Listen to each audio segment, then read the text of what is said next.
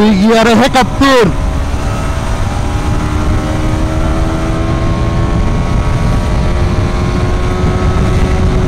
তিন গিয়ারে ৯৭,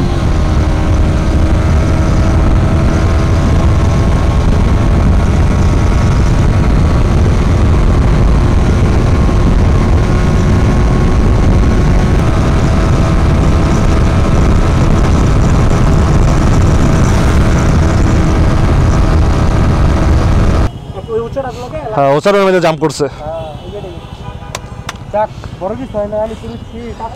ভাঙা গেছে কোনো? ভাঙছে কোনো?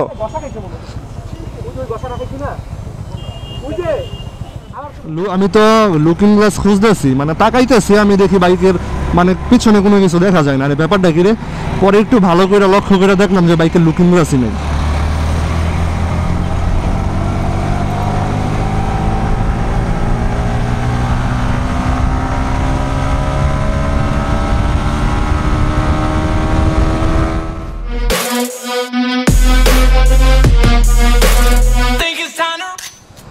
তো this is the R15 version 3। চলেন এটারে নিয়ে একটু নাচানাচি করি।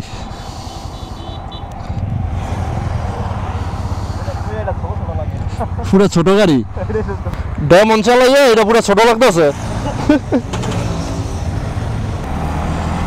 This is the R15 B3।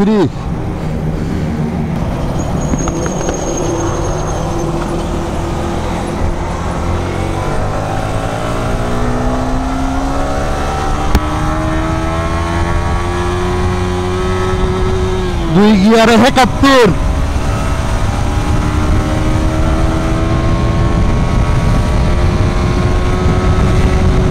তিন গিয়ারে ৯৭,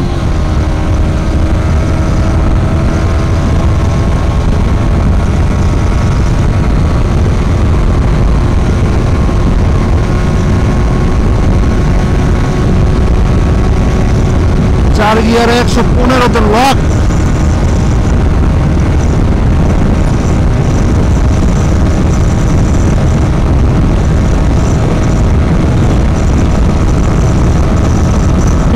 সহ ফিফথ গিয়ারে ওই পাওয়ারটা পাবে না যেটা এই গাড়ি দেয়।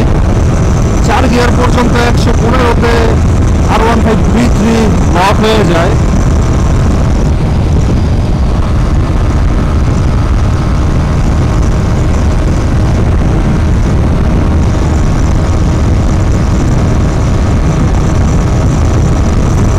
ভালো স্মুথনেস, ভালো ইঞ্জিন পাওয়ার, ভালো থ্রোটল রেসপন্স।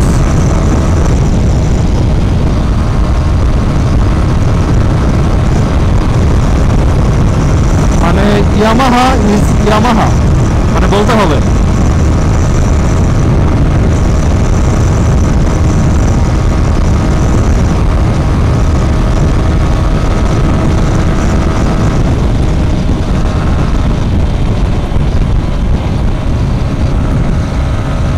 সামনে হচ্ছে আমাদের ডেমন, পিছনে আরেকটা ডেমন, মাঝখানে আমি রুটির ভিতরে কাবাব।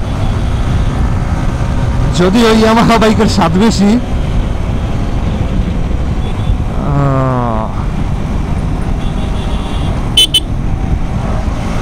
এখন আছি মাওয়া এক্সপ্রেস হাইওয়েতে,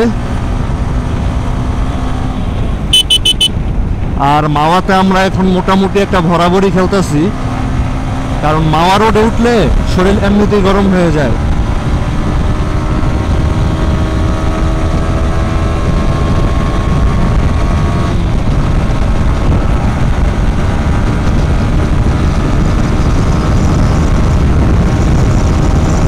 যেমন দুইটার আগে একটু ওটি দেই।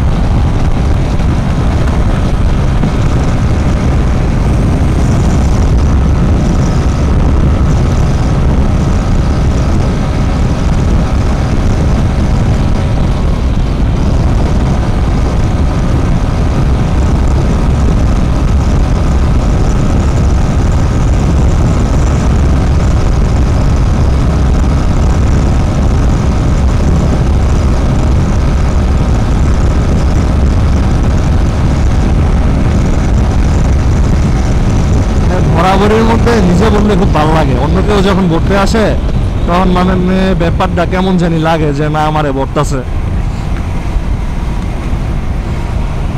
মানে টানাটানির মধ্যে নিজে বাইক রাইড করলে মানে ব্যাপারটা মজা লাগে। পিছনে বসে থাকলে বোঝা যায় যে কি পরিমাণ ডেয়ারিং।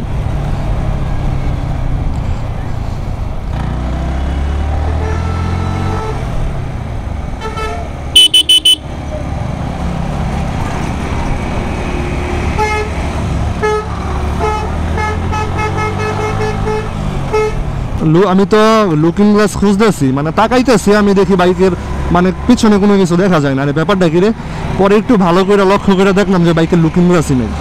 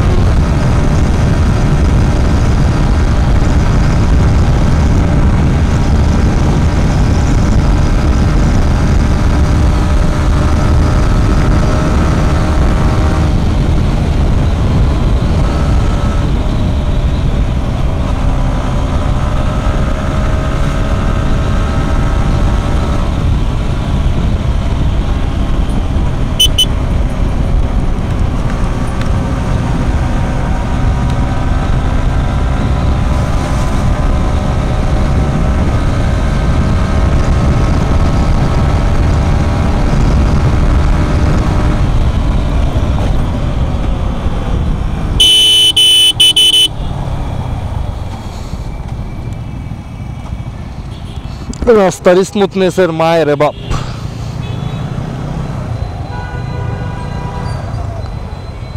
চেঞ্জ করবা?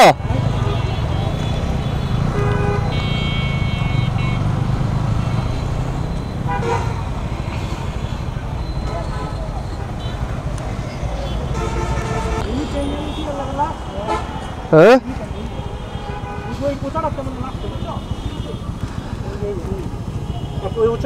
হ্যাঁ, ওচারের মধ্যে জাম করছে। ভাঙা গেছে কোনো? ভাঙছে কোনো?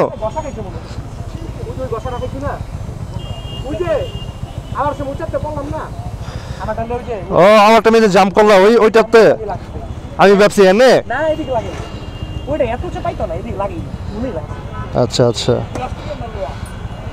এটা প্লাস্টিক। যাই হোক, এই ছিল R15 B3-র ইনিশিয়াল রেসপন্স। ভালোই টানাটানি করা যায় এটা দিয়া। আর পিলিয়ন সহকারে হয় কি বাইকের স্পিডটা 5th গিয়ারে 6th গিয়ারে তেমনভাবে পাওয়া যায় না। হ্যাঁ, কাশপুর দিয়ে যাবো। রাইট দেও।